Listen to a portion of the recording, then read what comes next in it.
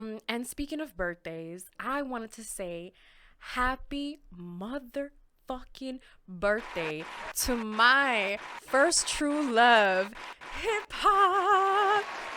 And you don't stop. Freak, freak, y'all. And you don't stop. To the beat, y'all. And you don't stop. Hey. Big ups. We gotta do it Hey. big for hip hop, man. God damn. Listen. All the horns. Give them all the horns, Hive. Give them all the works. Just do like Unleash the flutes. just do it like how in the when there's a keyboard, like when you're playing the piano Yeah. and the person just does the whole thing. Bruh, they be doing that in compa music. Compa music is Haitian music, and they do like this thing when the piano, they go doo-doo-doo-doo-doo. And when the person who does that in the song, when that happens in the song, listen, the song changes. So Hav just did that for us. So the temperature of the episode is about to turn the motherfucking up, because it is hip hop's birthday. Like I said, it is turning 47 years old, you guys. One of the best genres, a genre that has saved my life, has saved multiple people's lives. Jay-Z actually has a line that says, I'm gonna actually pull it up. But man, I just like, let's give it up for the fucking genre. Definitely, man. It's Changed my life, saves my life, like how Claudia said. What was the quote? um I don't remember exactly where it is, so I don't want to look for it and then like Let's quote it. Fuck it. What did he say? it was basically like, if it wasn't for hip hop, that he would have been dead, kind of thing, because we all know Jay-Z's history before he became a rapper and became, who he was. And it wasn't going in the right path, and in one of those paths it ends up being, you're either going to go to jail or you're going to end up dead. So thank you for that. Thank you to all the artists who have been a part of hip hop, who have just left a big like influence on the culture, the ones that we have lost. That's also something that I wanted to mention as well, because I feel like it's super important to know that, with hip hop, it's like, it's real life, it's part of our lives, it's been around for 47 years. So yeah, so RIP to the great ones that we've lost. Thank you to the ones that, who continue to do it, who support the culture. If it wasn't for hip hop, honestly, guys, this podcast wouldn't even be here. So thank you to hip hop. Fact. Happy birthday, 47 years old, 47 years young, might I add. And for those of you who do not know, hip hop actually started today, and it was a party that was thrown by Cindy Campbell, which is DJ Kool Herc's sister. A lot of you, I don't know. Listen, I'm gonna give you guys a little history lesson, because I'm really hype about this. I've known this information for quite some time. I read a book that it's called God Save the Queens, and it's like a book about women in hip hop, and so powerful. And one of the things that I learned was that it was actually DJ Kool Herc's sister who decided to throw the infamous party that we are celebrating today. It was her idea to start the party because she needed clothes for the new school year. So she was a hustler and entrepreneur, and in order for her to save money, she asked her brother to to DJ the party, because he at that moment was already DJing, but he wasn't DJing. He was just DJing traditionally, and it wasn't until the party that it kind of like became the hip hop culture, where they just take certain parts of the beat and they break it, and what DJs do. I respect what they do, so I don't want to mess it up. But what DJs do, and she was charging at the door. I think she raised like $500, and I just want to highlight her because, man, she doesn't get enough attention. I feel like they talk about DJ Kool Herc, they talk about the other pioneers that have been a part of hip hop as well. But she's just somebody that I feel like, man, it's a woman, right? If it wasn't for her, like, this party would have never started. And not to say that hip hop would have never started, but it's a woman had something to do with the beginning of this. So when people are quick to say that, women don't have a place in hip hop, let's not forget.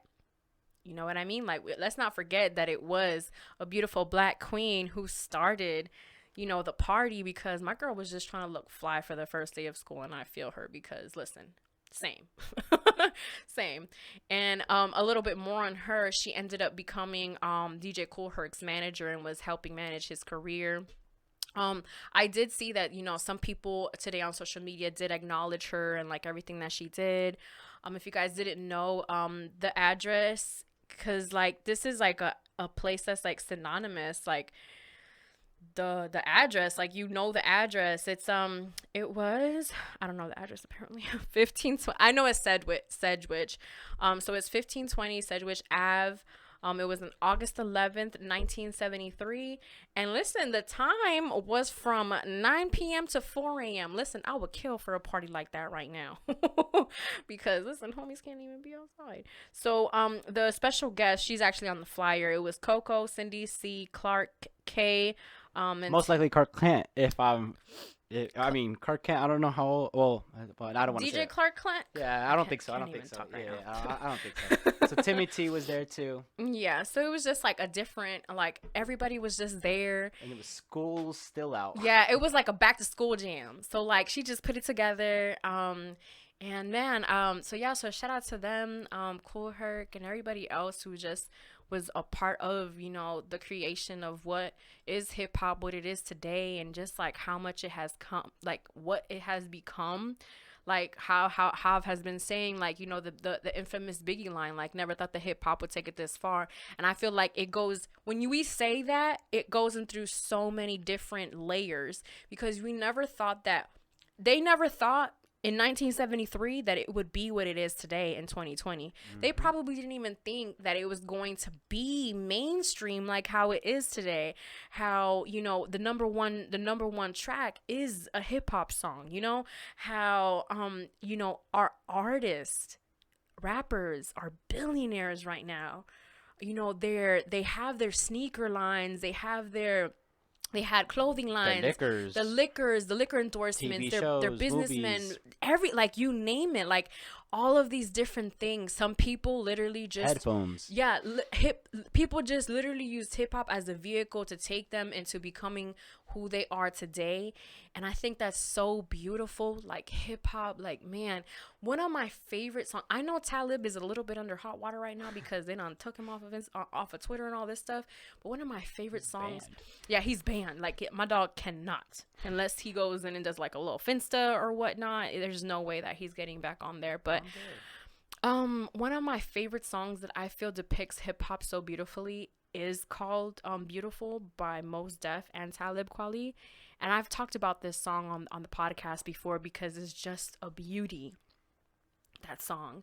And the reason why is because the elements that it has, the way that they go back and forth in the verses, you know, that they give or whatnot, like it's such a we've talked about, I remember it was with Mighty Sunshine that we talked about this song, because it's like such a beautiful song. So yeah, so like that's one of my songs that I always think of. Also, of course, I always think of The Love of My Life with Erykah Badu, which isn't a highly influenced hip hop song, but like when I think of hip hop and my love for hip hop, like I think of that song. Or even the origin of where it comes from. The I Used to Love Her. Yeah, the I Used to Love Her, which I Used to Love Her is a song about hip hop. He's referring to hip hop as a woman, and man, I'm like, I can like go on and on about all my favorite songs that, you know, show me what hip hop is, because we can even get into like Rakim songs, we can get into like, you know, KRS-One songs, Big Daddy Kane, De La Soul, like A Tribe Called Quest. Like there are so many greats that we have been blessed with, and these people's lives have been changed forever. Like I said, if it wasn't for hip hop, this podcast wouldn't have ever come into fruition, because the reason why I even thought of doing this when I was younger was because I was watching, you know, the hip hop shows, the shows that were playing the music that I liked, you know, and the hip hop shows with the countdowns and all this stuff, and the movies and Rhapsody, and just like so many different like layers of how this has just, like how hip hop has just changed, not just my life. I don't just speak for myself. I know Hav is here and he can speak for himself as well. Hav, what would you like to say to hip hop on its 47th birthday? Thank you for everything that you've done. I mean, without you, I don't know where my life would be. And I am just super, super happy that this day happened, that this party happened way back when. And it all started with, you know, a brother-sister link up. And that's something true to me. So, man, just thank you to hip hop, Lupe Fiasco. You know, hip hop saved my life, and that's true. And yeah, like how Claudia says, there's no worth the wait. There's no have. A piece of my identity is gone if there wasn't no hip hop. So thank you and That is a thank you. fact.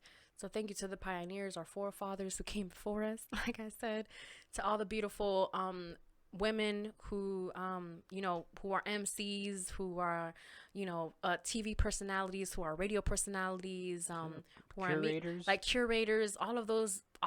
I say the women, but everybody who's been a part of it, like, man, this culture has just taken this music and has just transformed it into something so beautiful. It's been everything for me. Like, it's everything. Yeah, it was funny because we were talking about like what we were gonna talk about, and I was like, listen, I could talk about hip hop and how grateful I am for it for like 30 minutes. So, but it's because it's just true, man. It's such a I feel like with hip hop you learn so much.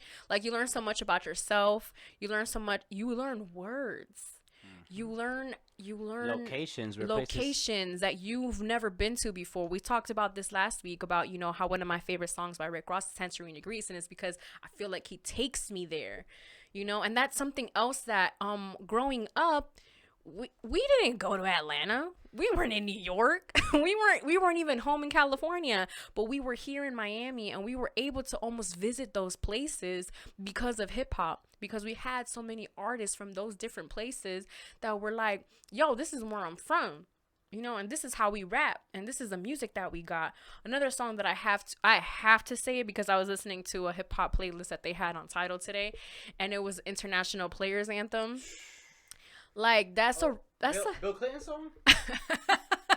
That song right there, like, I feel like with Bun B, Pimp C, Outkast, like, just like that whole dynamic of that, I just felt like it was so dope, man. So dope. So and it does describe hip hop too. So it does. It does. Even it's, though it's like well placed on that exact, playlist. and then it's also because if you think about it, Andre 3000's verse is more along the lines of like, listen, I'm in love. Like, like, I would do anything for her. Like, this is my decision. But then the other ones are like, like, no.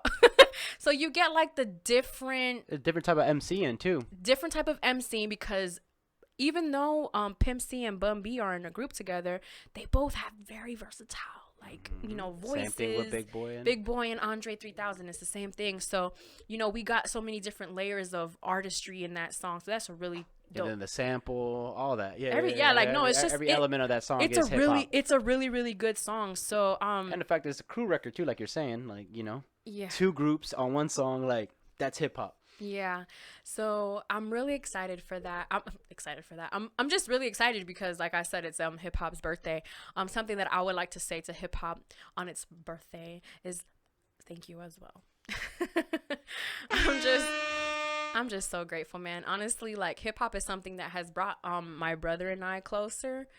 Since we were kids, like, it was always something that we would always go to one another about, like, the music, and did you hear this song, and learn these lyrics, and what's the freestyle, let's get this, can I borrow this CD, or I took your CD, or make sure you download or the make Nas sure album you download before after the Missy, because remember we did that. Yeah, like, make sure you download this, and it was just something that would always connect us. It was also something that came into our homes. I remember being younger and like being afraid to play certain hip hop songs around my parents, but then eventually just, being open to the genre and understanding that their kids just loved it. So like how Hav said, like with DJ Kool Herc and Cindy, his sister, like I hear that and it's just like, wow, like it was written before it was written for me and Hav. Like because like from the jump, it was like a brother sister type of thing. So it's only bound to happen, like with him and I. History repeats itself. Exactly, history repeats itself. Like we're culture shifters, and I truly believe that. So I also just want to say thank you to hip hop for just making my relationship with my sibling like as strong as it can be, because I just believe that your siblings are the best friends that God gives you. So if you don't treat them right, and if you don't love them, and if you don't really get to know them like how God intended you to know them, then I highly encourage you to do that. For us, we were very lucky. It was a genre that brought us together, but it was also other things as well. And it's also what has kept us going and what it is that we're doing. So, man, again, and if you don't listen to hip hop, guys, I'm sorry. We have a couple recommendations for you. Beautiful, right? Would be one. Well, Beautiful by Mos Def and Talib Kweli. Kweli. I used to love her. Her.